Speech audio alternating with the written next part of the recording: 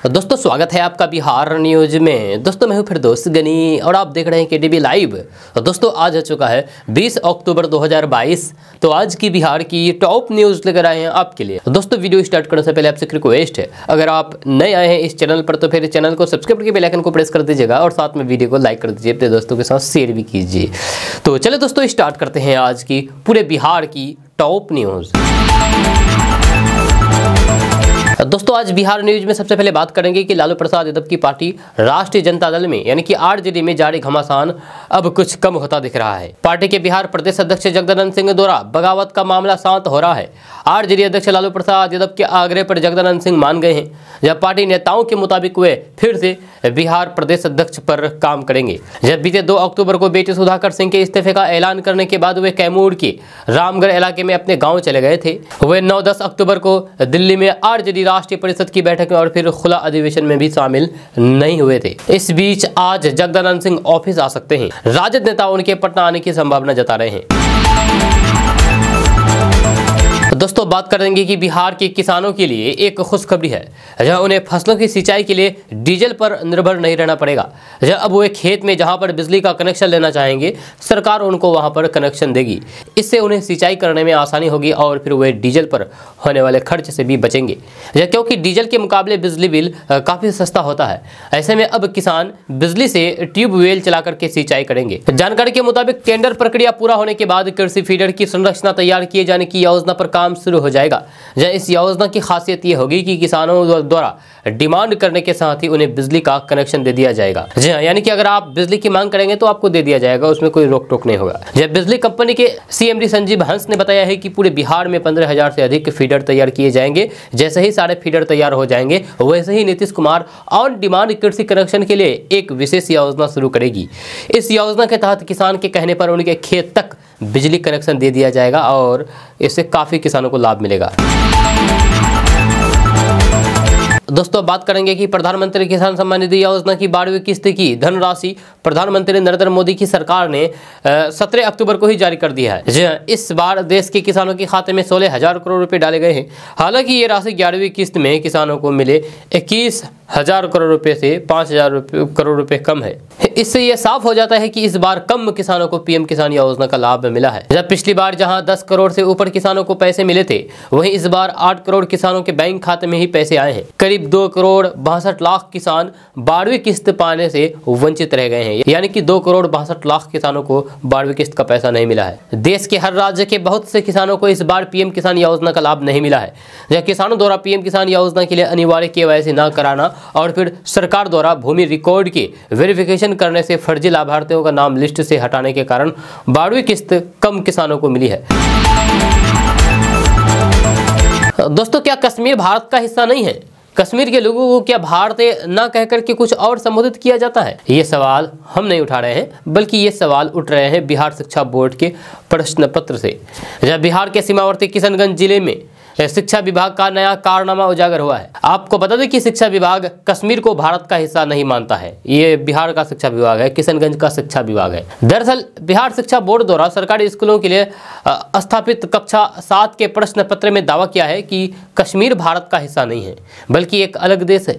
छात्रों से परीक्षा में ये प्रश्न पूछा गया है कि 5 देशों चीन, नेपाल, इंग्लैंड, कश्मीर और भारत के लोगों को क्या कहा जाता है। अब बिहार शिक्षा बोर्ड में 7वीं कक्षा के अर्धवार्षिक परीक्षा में जिस तरीके से सवाल पूछा गया है, उससे विवाद खड़ा हो गया है। सवालों को गौर से पढ़ेंगे तो फिर लिखा गया है कि what are the people of the following countries called, one is done for you. फिर जो ऑप्शन दिए गए हैं उसमें चीन, नेपाल, इंग्लैंड के साथ भारत को तो जिक्र किया ही गया है, लेकिन चौथे ऑप्शन के तौर पर कश्मीर का जिक्र किया गया है। उस पर अब सवाल खड़ा होने लगा है। फिलहाल इस मामले में बिहार शिक्षा बोर्ड की तरफ से किसी भी तरह की सफाई नहीं दी गई है, लेकिन अब ये लापरवाही का मामला है या फिर जानबूझकर के इतनी बड़ी गलती की गई है, ये फिलहाल सवाल बना हुआ है। दोस्तों अब बात करेंगे कि अररिया जिले में एक कलयुगी पिता ने अपने 24 दिन के दूध मुहे बच्चे की गला दबा करके हत्या कर दी। यह घटना अररिया नगर थाना क्षेत्र के बिलुआ घाट टोला की है। यह घटना की सूचना पर पहुंची नगर थाना पुलिस ने शव को कब्जे में लेकर के पोस्टमार्टम के लिए सदर अस्पताल अररिया लाया और फिर मामले की जांच में जुटी हुई है। दरअसल बच्चे को उसकी नानी और फिर मां डॉक्टर को दिखाने के लिए ला रही थी। इसी क्रम में उसके पिता ने बलुआ पुल के पास बच्चे को छीन लिया और अपने घर ले चला गया, जहां पर पहले तो बच्चे को पटक दिया और फिर उस बच्ची की गला दबा करके जान ले ली। इसी क्रम में उसके पिता ने बलुआ पुल के पास बच्चे को छीन लिया और अपने घर लेकर के चला गया, जहां पर पहले तो बच्चे को पटक दिया और फिर बच्चे की गला दबा दी।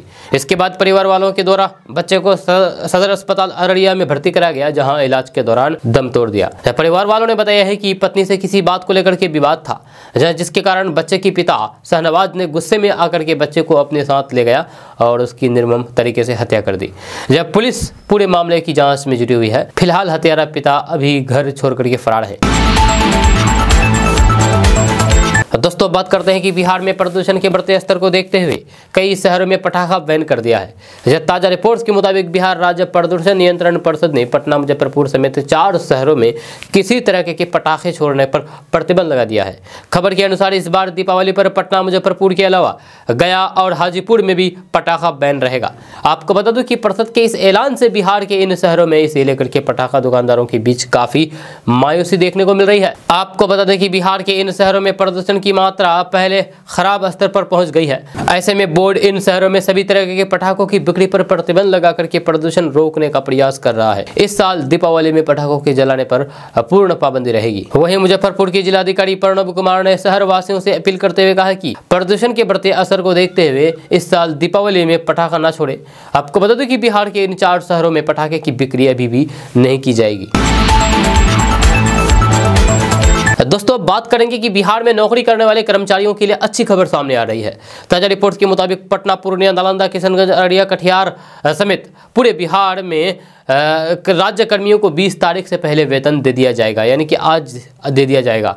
इसको लेकर के वित्त विभाग ने आदेश जारी कर दिया है। खबर के अनुसार बिहार के 4 लाख से अधिक राज्य कर्मियों को इस बार दीपावली को देखते हुए नीतीश सरकार आज तक वेतन का भुगतान कर दिया जाएगा, जिससे कर्मचारियों को त्योहारों के इस सीजन में आर्थिक परेशानी का सामना करना नहीं पड़ेगा। आपको बता दो कि हर महीने अंतिम कार्य दिवस पर कर्मचारियों को वेतन भुगतान किया जाता था, लेकिन इस महीने मुख्यमंत्री नीतीश कुमार के निर्देश पर वित्त विभाग 20 अक्टूबर को ही वेतन जारी करेगा। इसको लेकर के निर्देश दे दिए गए हैं। दोस्तों बात करेंगे कि बिहार में रहने वाले लोगों के लिए अच्छी खबर सामने आ रही है। ताजा रिपोर्ट्स के मुताबिक केंद्र सरकार ने बिहार के बेगूसराय, पटना, आरा, मुंगेर, सासाराम में सड़क पुल बनाने की मंजूरी दे दी है। ये नई सड़क पुल बनाई जाएगी। इसको लेकर के तैयारियां शुरू कर दी गई है। खबर के अनुसार बेगूसराय में गंगा नदी पर मटिहानी से शामहो के बीच नए पुल निर्माण की केंद्र सरकार ने मंजूरी दे दी है। इसको लेकर के तैयारी भी शुरू हो गई है। खबर के अनुसार बेगूसराय में गंगा नदी पर मटिहानी से शामहो के बीच नए पुल निर्माण की केंद्र सरकार ने मंजूरी दे दी है। इसके निर्माण को लेकर के जल्द ही एजेंसियों का चयन कर दिया जाएगा और नवंबर महीने में टेंडर जारी कर दिया जा सकता है। आपको बता दूं कि इस सड़क पुल के निर्माण को लेकर के केंद्र सड़क परिवहन मंत्री नितिन गडकरी ने राज्यसभा सांसद राकेश सिन्हा को पत्र लिखकर के ये जानकारी दी है। इस सड़क पुल के निर्माण होने से बिहार के कई जिलों के लोगों को काफी फायदा होगा। दोस्तों बात करेंगे कि पेट्रोल डीजल की बढ़ती कीमतों में के बीच तेल कंपनियों ने बिहार में लोगों को बड़ी राहत दी है। ताजा रिपोर्ट्स के मुताबिक पटना, मुंगेर, पूर्णिया, दरभंगा, नालंदा समेत 14 जिलों में पेट्रोल डीजल की कीमतों में मामूली सी कमी देखने को मिली है। वहीं बिहार के कुछ जिलों में आज पेट्रोल डीजल की कीमतों में मामूली सी तेजी आई है, जबकि बिहार के कुछ जिलों में पेट्रोल डीजल की कीमतें आज स्थिर है। इसीलिए घर से निकलने से पहले आप पेट्रोल डीजल का रेट चेक कर लें। आपको बता दूं कि भारत में प्रतिदिन यानी कि हर रोज इंटरनेशनल मार्केट में चल रहे कच्चे तेल की कीमतों के तहत पेट्रोल डीजल का रेट निर्धारित किया जाता है। लेकिन अच्छी बात यह है कि कच्चे तेल के उछाल के बाद भी बिहार में पेट्रोल और डीजल के भाव आज 20 अक्टूबर को वहीं पर स्थिर है। दोस्तों बात करेंगे कि बिहार में रहने वाले लोगों के लिए अच्छी खबर सामने आ रही है। ताजा रिपोर्ट्स के मुताबिक दरभंगा के बाद बिहार के सुपौल से घरेलू उड़ान शुरू किया जा सकता है। इसके लिए तैयारी की जा रही है। जल्द ही इस एयरपोर्ट को विकसित किया जाएगा। खबर के अनुसार बिहार में घरेलू उड़ानों को शुरू करने के लिए अधिकारियों द्वारा पूर्व में यानी कि पहले में दरभंगा, सहरसा, पूर्णिया, कटिहार हवाई अड्डे का सर्वे किया गया पर सुपौल जिले के वीरपुर एयरपोर्ट को हवाई सेवा के लिए सही पाया गया है। ऐसे में यहां से विमान का संचालन शुरू किया जा सकता है। आपको बता दूं कि 3 साल पहले सुपौल के वीरपुर एयरपोर्ट से विमान सेवा शुरू करने को लेकर के वीरपुर हवाई अड्डे की मरम्मत की गई थी। साल 2008 में 22 करोड़ की लागत से वीरपुर हवाई अड्डे के रनवे की मरम्मत कराई गई थी, लेकिन इसके बाद विमान का संचालन शुरू नहीं हुआ था। मिली जानकारी के अनुसार फिर से सोमवार को बीएमपी के कई कमांडेंट सहित स्थानीय पदाधिकारियों ने हवाई अड्डे का सर्वेक्षण किया, जिससे लोगों में उम्मीद जगी है कि सुपौल के वीरपुर एयरपोर्ट से घरेलू उड़ान सेवा बहाल किया जा सकता है। दोस्तों बात करेंगे कि बिहार में मौसम में ठंड आने और फिर दीपावली से पहले ही हवा जहरीली होने वाली है। जब बिहार के विभिन्न शहरों में प्रदूषण का स्तर धीरे धीरे बढ़ रहा है। दक्षिण बिहार के मुकाबले में उत्तर इलाके के शहरों की हवा काफ़ी ज़्यादा खराब है। बेतिया और दरभंगा में वायु गुणवत्ता सूचकांक यानी कि एयर क्वालिटी इंडेक्स AQI 200 के ऊपर है, जब पूर्णिया बिहार का सबसे अधिक प्रदूषित शहर बन गया है। नेशनल एयर क्वालिटी इंडेक्स के आंकड़े के मुताबिक आज पूर्णिया में AQI 249 दर्ज किया गया है, जो कि खराब स्थिति में है। इसके अलावा बेगूसराय में भी 238 AQI दर्ज किया है। राजधानी पटना में सुबह 8 बजे 180 रहा, जो कि संतुलित स्थिति में है। हालांकि इसे ठीक नहीं माना जाता है। मंगलवार रात को यहाँ AQI खराब स्थिति में पहुंच गया था। आपको बता दूं कि AQI 50 के नीचे हो तो हवा सबसे अच्छी होती है। जब 50 से 100 के बीच संतोषजनक और 100 से ऊपर जाने पर इसे प्रदूषण माना जाता है। जब 100 से 200 के बीच AQI को संतुलित, 200 से 300 के बीच खराब, 300 से 400 तक बहुत खराब और 400 से ऊपर खतरनाक स्तर पर होता है। AQI जितना ज़्यादा होगा, लोगों को स्वास्थ्य से संबंधित परेशानियाँ उतनी ही ज़्यादा होगी। दोस्तों बात करेंगे कि त्योहारों का मौसम शुरू होते ही बिहार सरकार ने पुलिसकर्मियों की छुट्टी पर रोक लगा दी है। जब बिहार सरकार ने 1 सप्ताह के लिए पुलिसकर्मियों की छुट्टी पर रोक लगा दी है।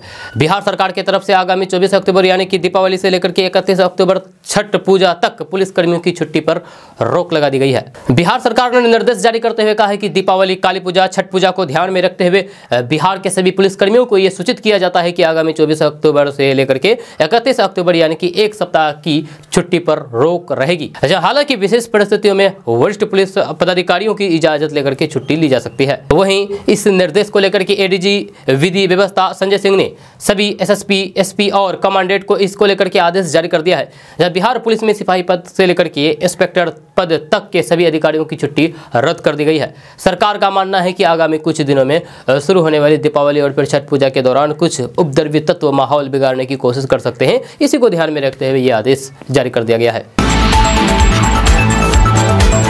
दोस्तों बात करेंगे कि IRCTC घोटाले केस में बिहार के डिप्टी CM तेजस्वी यादव की जमानत बरकरार रहने के राउज एवेन्यू कोर्ट के फैसले के बाद बिहार में राजनीति गर्मा गई है। एक तरफ जहां RJD नेता कार्यकर्ता खुश हैं, तो फिर वहीं विपक्ष कोर्ट की चुनौती को लेकर के तेजस्वी यादव की घेराबंदी में जुटा हुआ है। बीजेपी कोर्ट के इस फैसले को लेकर के तेजस्वी यादव के लिए राहत नहीं बल्कि चेतावनी मान रही है। इस पर पूर्व उप मुख्यमंत्री एवं भाजपा के राज्यसभा सांसद सुशील कुमार मोदी ने तीखा तंज भी कसा है। यह सुशील कुमार मोदी ने तेजस्वी यादव की जमानत रद्द नहीं होने पर सवाल पूछते हुए कहा है कि क्या राहत मिली है, ये सवाल पूछा है। जब कड़ी फटकार भी लगाई है। कोर्ट ने एक प्रकार से चेतावनी दी है और फिर उन्हें माफी भी मांगी नहीं पड़ी है।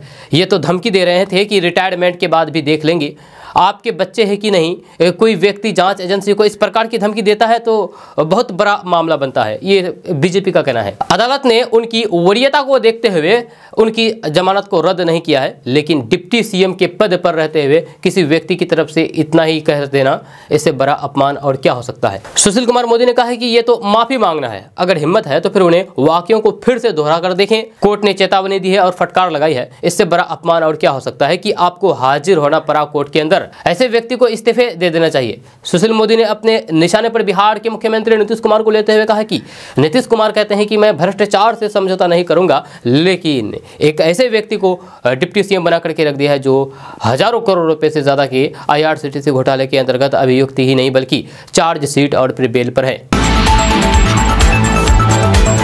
दोस्तों बात करते हैं कि बिहार में भारी पैमाने पर IAS IPS अधिकारियों का तबादला किया गया है। गृह विभाग ने मंगलवार की शाम 11 IPS अफसरों का एक साथ तबादला कर दिया।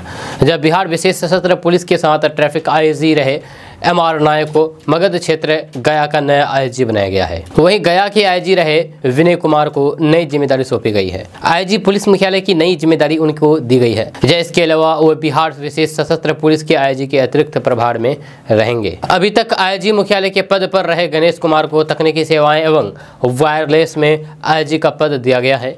इसके साथ ही वह आईजी आधुनिकीकरण के अतिरिक्त प्रभार में रहेंगे। आईजी आधुनिकीकरण रही KS अनुपम को गृह विभाग में नया दायित्व सौंपते हुए विशेष सचिव बनाया गया है। अभी तक विशेष सचिव की जिम्मेदारी IPS विकास वैभव संभाल रहे थे। दोस्तों बात करते हैं कि बिहार के अंदर अवैध शराब बनाने और फिर बेचने वालों के खिलाफ प्रभावी अभियान चलाने के बाद अब मद्य निषेध उत्पाद एवं निबंधन विभाग दूसरे राज्यों से प्रदेश में आने वाली शराब पर रोक लगाने के अभियान में जुट गया है। इसके लिए सबसे पहले अंतर्राज्यीय सीमाओं से लगने वाले इलाकों में निगरानी मजबूत करने की कवायद की जा रही है। जब विभाग के अपर मुख्य सचिव के निर्देश पर 21 जिलों में बिहार को छूने वाली दूसरे राज्यों की सीमाओं के पास 50 से अधिक नए चेक पोस्ट बनाए गए हैं। अंतर्राज्यीय सीमाओं पर पहले मात्र 13 चेक पोस्ट थे, जिनकी संख्या बढ़ा करके 64 कर दी गई है। अधिकारियों के मुताबिक इन चेक पोस्टों पर गुजरने वाली सभी वाहनों की जांच की व्यवस्था की जाएगी। इसके लिए ASI के नेतृत्व में होमगार्ड और जवानों की तैनाती की जा रही है। 20 अक्टूबर तक ट्रेनिंग करके लौटने वाले सभी नवनियुक्त मद्य निषेध पदाधिकारी और फिर सिपाहियों को यहां पर तैनात कर दिया जाएगा। उनको एक 4 पहिया 2 मोटरसाइकिल और शराबियों की जाँच के लिए आवश्यक ब्रेथ एनालाइजर आदि उपलब्ध कराए जा रहे हैं। 21 जिलों में गोपालगंज और किशनगंज में सबसे अधिक 13 चेक पोस्ट बने हैं, जो गोपालगंज में 7, किशनगंज में 6, कैमूर, अररिया और औरंगाबाद में 5-5, बक्सर और मोतिहारी में 4-4, नवादा, बांका, जमुई और सीतामढ़ी में 3-3, गया, भागलपुर, कटिहार, मधुबनी, सीवान, सुपौल और पश्चिमी चंपारण में 2-2, जबकि रोहतास, सारण और पूर्णिया में 1-1 चेक पोस्ट बना है। इन चेक पोस्टों पर हर दिन जाँच किए गए वाहनों, जब्त शराब, गिरफ्तारी दर्ज किए जाने वाले केस, लगने वाले डिजिटल लॉक आदि की जानकारी विभागीय मुख्यालयों में ली जा रही है।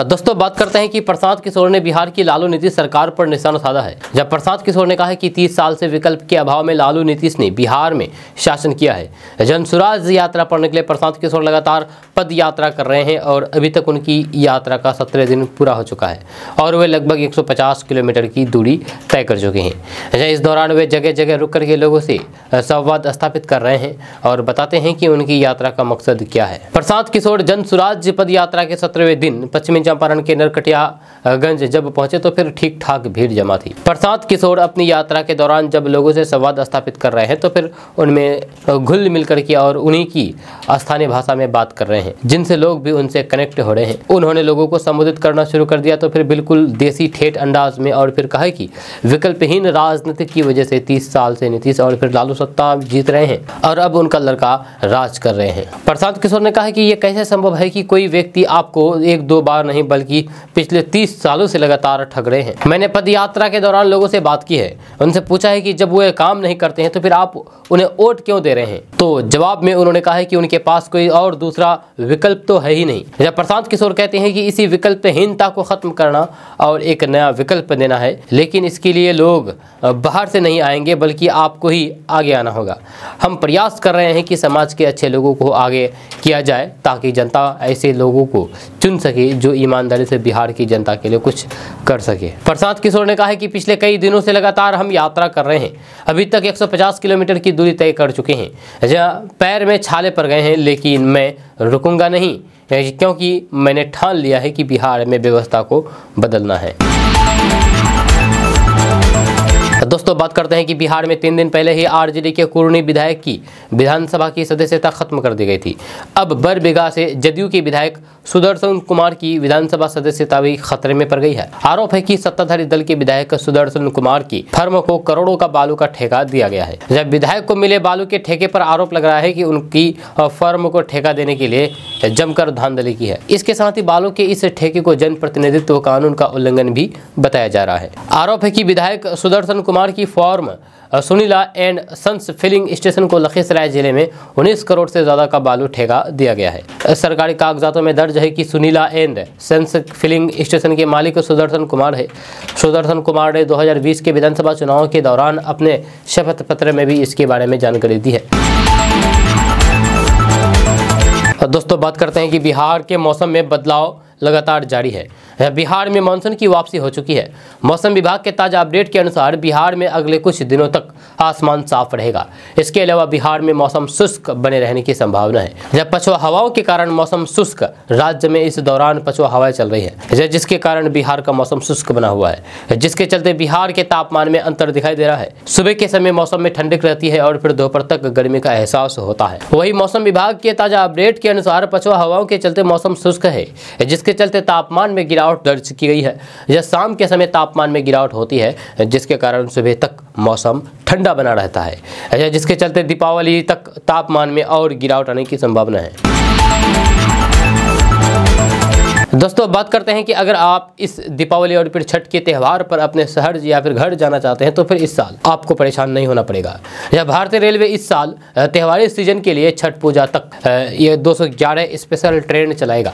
इन ट्रेनों के 2561 ट्रिप होंगे और ये त्यौहारी सीजन पर होने वाली भीड़ को देखते हुए चलाई जा रही है। रेल मंत्रालय ने मंगलवार को एक बयान में ये कहा है कि आजमगढ़, अमृतसर, भागलपुर, दरभंगा, फिरोजपुर, कटिहार, मुजफ्फरपुर, पटना, सहरसा जैसे अन्य स्थानों को आपस में जोड़ने और फिर यहाँ के यात्रियों के लिए स्पेशल ट्रेन को चलाने की योजना बनाई गई है। दीपावली और छठ की भीड़ को देखते हुए अक्टूबर की शुरुआत में दिल्ली से पटना, दिल्ली भागलपुर, दिल्ली से मुजफ्फरपुर, दिल्ली से सहरसा जैसे रेल रूट्स को जोड़ने की योजना के चलते स्पेशल ट्रेनों को चलाए जाने का ऐलान किया गया था। रेलवे ने इस बार अपने प्रीमियम कैटेगरी के यात्रियों को ध्यान में रखते हुए दिल्ली से पटना के बीच में चलने वाली राजधानी एक्सप्रेस के साथ एक और डुप्लीकेट या फिर क्लोन राजधानी चलाने का फैसला किया है।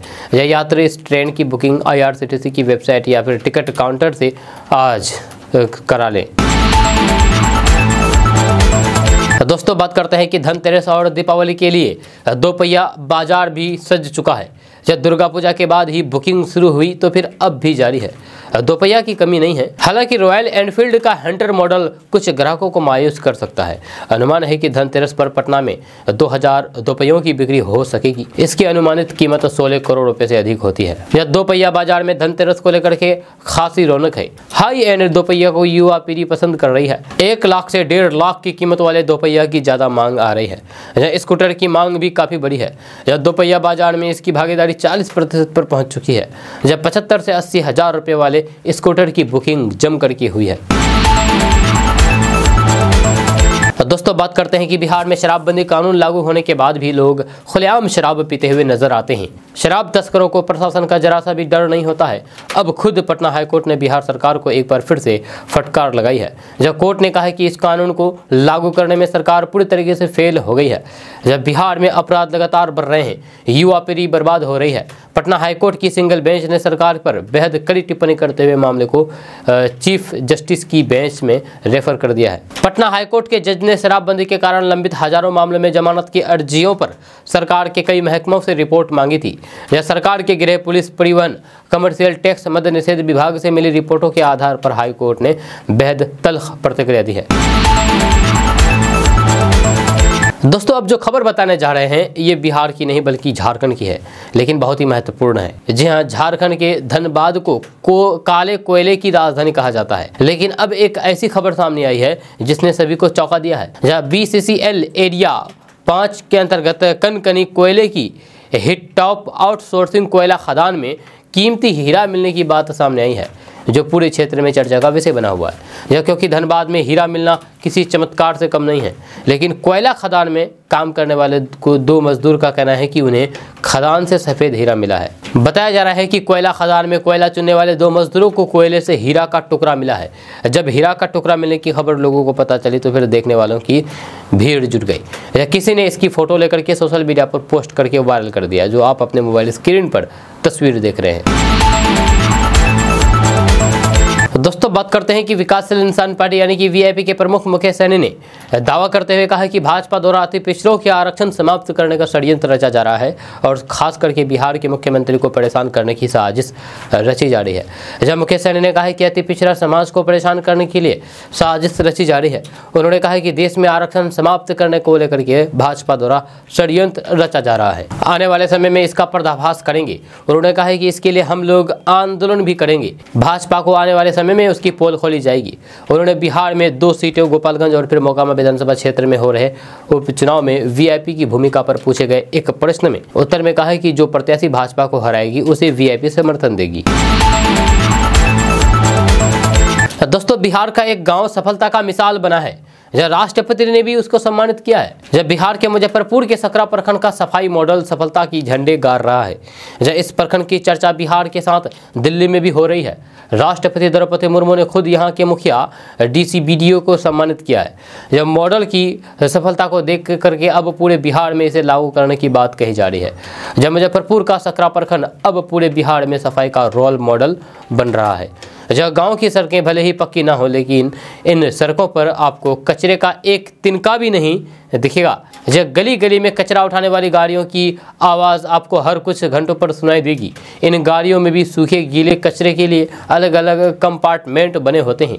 छोटी छोटी गाड़ियाँ पतली गलियों में भी आसानी से चली जाती है कचरा उठाने के लिए, ताकि लोगों को कचरा फेंकने के लिए कहीं दूर जाना ना पड़े। जब प्रखंड में साफ सफाई का ये सिस्टम इतना सफल हुआ कि प्रखंड के मॉडल को राष्ट्रपति की ओर से पुरस्कार देकर के सम्मानित किया है। यह सकरा प्रखंड यानी कि मुजफ्फरपुर के सकरा प्रखंड के गांव आज स्मार्ट सिटीज के लिए भी प्रेरणा बन रहे हैं। जब गांव में स्वच्छता मित्र हर घर से गीला सूखा कचरा ले जाते हैं। इस कचरे को एक जगह इकट्ठा किया जाता है। इसके बाद स्वच्छता मित्र कचरे को अलग अलग हिस्सों में बांटते हैं। या कागज़ कार्टून वाले कचरे को एक तरफ, शीशा लेदर ई कचरा प्लास्टिक के साथ सभी तरह के कचरे के लिए अलग अलग कंपार्टमेंट बनाए गए हैं। यहाँ से गीले कचरे को वर्मी कंपोस्ट में तब्दील किया जाता है, बाकी को रिसाइकिल के लिए रख दिया जाता है। गांव का नज़ारा भी बेहद दिलचस्प लगता है। गांव में जगह जगह स्वच्छता के संदेश लिखे मिलेंगे। अलग अलग कचरे का किस तरीके से इस्तेमाल किया जाता है ये भी दीवारों पर लिखा मिल जाता है। दोस्तों बात करते हैं कि बिहार के जहानाबाद जिले में मंगलवार की संध्या में स्पेशल विजिलेंस यूनिट की टीम ने 50,000 रुपए घूस लेते हुए रंगे हाथ एक अभियंता को गिरफ्तार किया है। बताया जाता है कि बिहार पुलिस बिल्डिंग डिपार्टमेंट के सहायक अभियंता मोहम्मद अब्दुल रकीम के द्वारा बन रहे थाना भवन बिल के भुगतान को लेकर के 50,000 घूस की मांग की गई थी और ठेकेदार के बिल को पेंडिंग रखा दिया गया था। इसको लेकर के ठेकेदार सुनील कुमार के द्वारा निगरानी की टीम को शिकायत दर्ज कराई गई थी। इसके बाद निगरानी की टीम ने 50,000 घूस की रकम लेते हुए सहायक अभियंता को रंगे हाथ धर दबोचा है। इसके बाद अब आरोपी अभियंता को निगरानी न्यायालय में पेश किया जाएगा। दोस्तों बात करते हैं कि भारतीय राष्ट्रीय राजमार्ग प्राधिकरण यानी कि NHAI खराब सड़क के चलते होने वाली घातक या फिर गंभीर दुर्घटनाओं के लिए अधिकारियों को जिम्मेदार ठहराएगा। यह अथॉरिटी ने सर्टिफिकेट जारी करने की प्रक्रिया में शामिल NHAI प्रतिनिधियों की लापरवाही पर गंभीरता से विचार किया है। इस अनदेखी के कारण ही यात्रियों की सुरक्षा खतरे में पड़ती है। NHAI की ओर से जारी सर्कुलर में इसकी जानकारी दी गई है। सर्कुलर में कहा गया है कि ये ध्यान में आया है कि road marketing, road signage, crash barrier जैसे सुरक्षा कार्यों को पंच सूची में रख करके सर्टिफिकेट जारी किया जा रहा है। इससे न सिर्फ यात्रियों की सुरक्षा से समझौता होता है, बल्कि दुर्घटना मौत होने पर NHAI का नाम भी खराब होता है। दोस्तों बात करते हैं कि सास और बहू के बीच अनबन होना आम बात हो गई है। जब छोटी छोटी बातों पर थोड़ी बहुत नाराजगी होती रहती है, जब बातें होती है तो फिर मामला भी शांत हो जाता है बाद में चल करके। जब कभी एक दूसरे पर आंख तरसने वाली दो महिलाएं फिर अच्छी दोस्त भी बन जाती है। जब बिहार में सास और बहू के बीच झगड़े का एक अजीब मामला सामने आया है, ताज़ा मामला है। जब बिहार के शेखपुरा में घर में होने वाला विवाद इतना बढ़ गया है कि बहू ने शिकायत करके अपनी सास की नौकरी ही ले ली। दरअसल सास बहू के घरेलू झगड़ों में सास को अपनी सरकारी नौकरी गंवानी पड़ी। ये मामला शेखपुरा जिला के शेखपुरा सराय प्रखंड के मध्य विद्यालय किशनपुर से जुड़ा हुआ है। जब बहू रिंकी कुमारी ने डीएम को आवेदन देकर के अपनी सास उर्मिला कुमारी पर फर्जी तरीके से शिक्षक की नौकरी करने का आरोप लगाया था। जब मामले की गंभीरता को देखते हुए शेखपुरा के जिलाधिकारी ने अपने स्तर से इसकी जांच कराई। जब मामले का पता लगाया गया तो फिर बहू की सास के खिलाफ की गई शिकायत सही निकली। ऐसे में घर के अंदर होने वाला विवाद जब प्रशासन के पास पहुंचा तो फिर सास को सरकारी नौकरी भी गंवानी पड़ी। दोस्तों बात करते हैं कि बिहार सरकार ने बीते दिनों राज्यकर्मियों को बड़ा उपहार देते हुए ऐलान किया था कि इस बार इनका वेतन दीपावली से पहले दे दिया जाएगा, ताकि वे लोग आसानी से इसका अपना पर्व मना सके। जब वहीं दूसरी तरफ बिहार के हजारों शिक्षकों के बकाया वेतन का भुगतान अभी भी एक बड़ा सवाल बना हुआ है। दरअसल बिहार सरकार के वित्त मंत्री विजय कुमार ने कल ये ऐलान किया है कि आगामी दीपावली और फिर लोक आस्था के महापर्व छठ को देखते हुए विभाग ने मुख्यमंत्री नीतीश कुमार से परामर्श के बाद सरकार के अधिकारियों और फिर कर्मचारियों को अक्टूबर तक वेतन भुगतान 20 अक्टूबर से पहले ही कराने का निर्णय लिया है। जिसके बाद अब ये सवाल उठने लगा है कि क्या इस बार राज्य के यानी कि बिहार के शिक्षकों की बकाया वेतन का भुगतान दीपावली से पहले कर दिया जाएगा या फिर दुर्गा पूजा के तहत उनकी दीपावली भी बिना रोशनी के गुजारेगी। बिहार के हजारों शिक्षकों के बकाया वेतन का भुगतान को लेकर के टीईटी एसटीईटी शिक्षक संघ के अध्यक्ष मनोज कुमार यादव ने बताया है कि दुर्गा पूजा खत्म हो गई है और शिक्षकों को वेतन नहीं मिला है। अब दीपावली और छठ भी नजदीक आ रहे हैं। नए शिक्षा मंत्री ने वेतन और फिर बकाया भुगतान को नई सरकार का तोहफा बताया था, लेकिन इसका भी अब तक भुगतान नहीं किया गया है। दोस्तों बात करते हैं कि बिहार के प्रशासनिक गलियारों से जुड़ी इस वक्त की बड़ी खबर सामने आ रही है। खबर यह है कि बिहार के 2 आईपीएस अधिकारियों को सरकार ने सस्पेंड कर दिया है। गृह विभाग ने इससे जुड़ी हुई अधिसूचना भी जारी कर दी है। डीजीपी से जालसाजी के मामले में शामिल गया के एसपी रह चुके आदित्य कुमार को सरकार ने निलंबित कर दिया है। जब पिछले दिनों आय से अधिक संपत्ति के मामले में पूर्णिया के एसपी दयाशंकर के ठिकानों पर छापेमारी हुई थी। इस मामले में अब एसपी दयाशंकर के ऊपर गाज गिर गई है और सरकार ने उन्हें भी सस्पेंड कर दिया है। आईपीएस अधिकारी आदित्य कुमार को निलंबन अवधि में मुख्यालय से अटैच किया गया है। डीजीपीएस के सिंघल के साथ जालसाजी करने वाले अभिषेक अग्रवाल को आर्थिक अपराध इकाई ने गिरफ्तार किया था। आर्थिक अपराध इकाई ने इस मामले में अभिषेक अग्रवाल के अलावा आईपीएस अधिकारी आदित्य कुमार पर नकेल कस दी है। दोस्तों बात करेंगे कि स्मार्टफोन के लिए लोगों में दीवानगी की बातें आम हो चुकी है, लेकिन पश्चिम बंगाल में जो कुछ हुआ वह वाकई हैरान कर देने वाला है। जब यहाँ पर एक 16 साल की लड़की जिला अस्पताल के ब्लड बैंक में अपना खून बेचने पहुंच गई। वह खून बेच करके अपने लिए स्मार्टफोन खरीदना चाहती थी। जैसे ही ये बात ब्लड बैंक के अधिकारी को पता चला तो फिर उन्होंने इसकी जानकारी चाइल्ड लाइन को दे दी। यहाँ पर इस लड़की की काउंसलिंग करके जिला बाल कल्याण समिति के जरिए उसके माता पिता के पास भेज दिया गया। यह घटना सोमवार की बताई जाती है, जब बालूरघाट जिला अस्पताल के ब्लड बैंक में काउंसलर कनक कुमार दास ने इस बारे में जानकारी दी है। उन्होंने बताया है कि सुबह करीब 10 बजे लड़की हमारे यहाँ आई थी। जब शुरुआत में हमें लगा कि यहाँ पर ब्लड लेने आई है, लेकिन जैसे ही उसने बताया है कि वह खून बेचना चाहती है, हम भौचक्के रह गए। दास ने बताया है कि इसके बाद हमने सोचा है कि वह अपने भाई का इलाज कराने के लिए पैसे जुटाना चाहती है, इसीलिए खून बेचना चाहती है। इसके बाद हमने उनसे कुछ देर बातचीत की, तब उसने बताया है कि असल में एक स्मार्टफोन लेना चाहती है, यानी कि मोबाइल खरीदना चाहती है खून बेच करके। लड़की ने बताया है कि उसने किसी रिश्तेदार के फ़ोन अपने लिए ऑनलाइन मोबाइल ऑर्डर कर दिया है। अब उसकी कीमत चुकाने के लिए उसे पैसे की ज़रूरत है और पैसे नहीं रहने के कारण लड़की चली गई है खून बेचने के लिए, या खून बेच करके वो मोबाइल खरीदना चाहती है। दोस्तों बात करते हैं कि बिहार विधानसभा के सदस्यों को जल्द ही बड़ा तोहफा अपने अस्थायी आवास के रूप में मिलने जा रहा है। जब भवन निर्माण विभाग की तरफ से तैयार 65 फ्लैट अब बनकर के तैयार हो चुके हैं। जब फिलहाल इन फ्लैट्स को विधानसभा अध्यक्ष को सौंपने की तैयारी हो रही है। अब तक छोटे और पुराने घरों में रह रहे विधायकों के लिए ये नए फ्लैट्स किसी खुशनुमा अनुभव से कम नहीं है। हालांकि बिहार विधानसभा में 243 विधायक हैं और इसके लिए फिलहाल कोई अस्थायी ठिकाना नहीं है। अभी तक कुछ विधायक बेली रोड पर रहते हैं, तो फिर कुछ विधायक आर ब्लॉक में रहते हैं, कुछ विधायक तो दानापुर में बने फ्लैट में रहते हैं। लिहाजा इन्हें परेशानी होती है। इन्हीं परेशानियों को दूर करने के लिए भवन निर्माण विभाग ने फ्लैट का निर्माण शुरू किया है। दोस्तों महंगाई की नई किस्त अब गाड़ी और मोबाइल की कीमत बढ़ाने वाली है। जहां अगले साल अप्रैल से गाड़ियों के प्रदूषण को कंट्रोल करने के लिए बनाए गए BS6 मानकों का फेज 2 शुरू होने वाला है। इसके बाद कंपनियों को कारों के इंजन में बदलाव करने के साथ ही आधुनिक आफ्टर ट्रीटमेंट सिस्टम लगाने होंगे, जिससे नाइट्रोजन उत्सर्जन का स्तर घटाया जा सकेगा। इसके साथ ही पार्टिकुलर मैटर सेंसर भी कारों में लगाना अनिवार्य होगा। लेकिन इन सब बदलाव को लागू करने की वजह से कंपनियों को अतिरिक्त खर्च करना होगा, जिससे कार बनाने की लागत बढ़ जाएगी। इसके असर से डीजल कार 80,000 रुपये तक महंगी हो जाएगी, जबकि पेट्रोल कार की कीमत में 25 से 30,000 रुपये तक का इजाफा हो सकेगा। डीजल कारों के दाम बढ़ाने से इसकी बिक्री घटने और फिर हाइब्रिड कारों को फायदा मिलने का अनुमान है। अगर कार कंपनियों ने डीजल कारों के दाम अनुमान के मुताबिक बढ़ा दिया तो फिर इनकी और हाइब्रिड कारों की कीमत का अंतर घट जाएगा। ऐसे में कार खरीद करके डीजल कार खरीदने की जगह हाइब्रिड कार को तवज्जो दे सकते हैं, क्योंकि ये कार ज़्यादा माइलेज देने के साथ ही प्रदूषण भी कम करती है। दोस्तों बात करते हैं कि बिहार के सरकारी विद्यालयों में यानी कि सरकारी स्कूलों में पढ़ाई करने वाले बच्चों के लिए ये अच्छी खबर सामने आ रही है। चालू वित्तीय वर्ष की मुख्यमंत्री बालिका बालक पोशाक योजना, छात्रवृत्ति योजना, साइकिल योजना, किशोरी स्वास्थ्य कार्यक्रम योजना और बालिका प्रोत्साहन योजना की राशि अगले पखवाड़े के अंत तक बच्चों के बैंक खाते में डीबीटी के माध्यम से भेज दी जाएगी। इसके लिए शिक्षा विभाग ने 4,380 करोड़ रुपए की स्वीकृति दे दी है।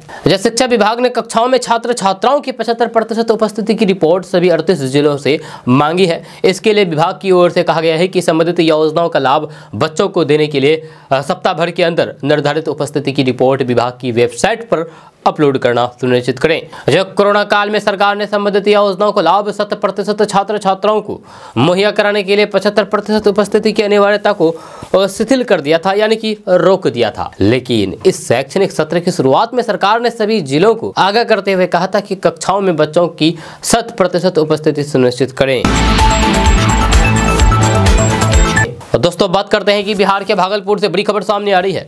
ताजा रिपोर्ट्स के मुताबिक भागलपुर के 9 प्रखंडों में 117 पंचायत सूखा घोषित किए गए हैं। जिन पंचायतों को सूखा घोषित किया गया है उन पंचायतों में हर परिवार को आर्थिक मदद दिया जाएगा। खबर के अनुसार कम बारिश होने के कारण भागलपुर के इन पंचायतों में धान की रोपनी नहीं हो पाई है। इसी को ध्यान में रखते हुए सरकार के द्वारा इन इलाकों को सूखाग्रस्त घोषित किया गया है। इसको लेकर के दिशा निर्देश भी जारी कर दिया गया है। दोस्तों बात करते हैं कि पटना, नालंदा सहित बिहार में मशरूम की खेती पर 50% की सब्सिडी दी जाएगी। ताजा रिपोर्ट्स के अनुसार बिहार सरकार राज्य को मशरूम उत्पादन को बढ़ावा देने के लिए किसानों को आर्थिक मदद दे रही है। बिहार के किसान इसका लाभ लेकर के मशरूम की खेती कर सकते हैं। खबर के अनुसार बिहार कृषि विभाग उद्यान निदेशालय द्वारा बिहार में मशरूम उत्पादन, मशरूम स्पाउन यानी कि मशरूम का बीज और मशरूम की कंपोस्ट उत्पादन इकाई लगाने के लिए किसानों को 50% तक का अनुदान दे रही है। इसका लाभ लेने के लिए बिहार के किसान आवेदन कर सकते हैं। आपको बता दें कि नई कृषि तकनीकों की मदद से बिहार में कई किसान मशरूम की खेती करते हैं। इस खेती को बढ़ावा देने के लिए सरकार के द्वारा आर्थिक मदद का लाभ दिया जा रहा है ताकि किसान ज़्यादा से ज़्यादा मशरूम की खेती कर सके। अगर आप भी इस योजना का लाभ लेना चाहते हैं तो फिर आप बिहार कृषि विभाग की आधिकारिक वेबसाइट horticulture.bihar.gov.in पर विजिट करेंगे, इस योजना के बारे में जानकारी प्राप्त करें और फटाफट आवेदन करें। दोस्तों आज का न्यूज़ बस यहाँ तक। कैसा लगा नीचे कमेंट बॉक्स में कमेंट करके जरूर बताइएगा। अगर आप नए आए हैं हमारे चैनल पर तो फिर चैनल को सब्सक्राइब करके बेल आइकन को प्रेस कर दीजिए और साथ में वीडियो को लाइक कर दीजिए, अपने दोस्तों के साथ शेयर भी कीजिए। अगर आप इस वीडियो को हमारे फेसबुक पेज पर देख रहे हैं तो हमारे फेसबुक पेज को लाइक, फॉलो, शेयर करना कतई नहीं भूलिएगा। तो मिलते हैं फिर नेक्स्ट वीडियो के साथ, तब तक के लिए जय हिंद, जय बिहार।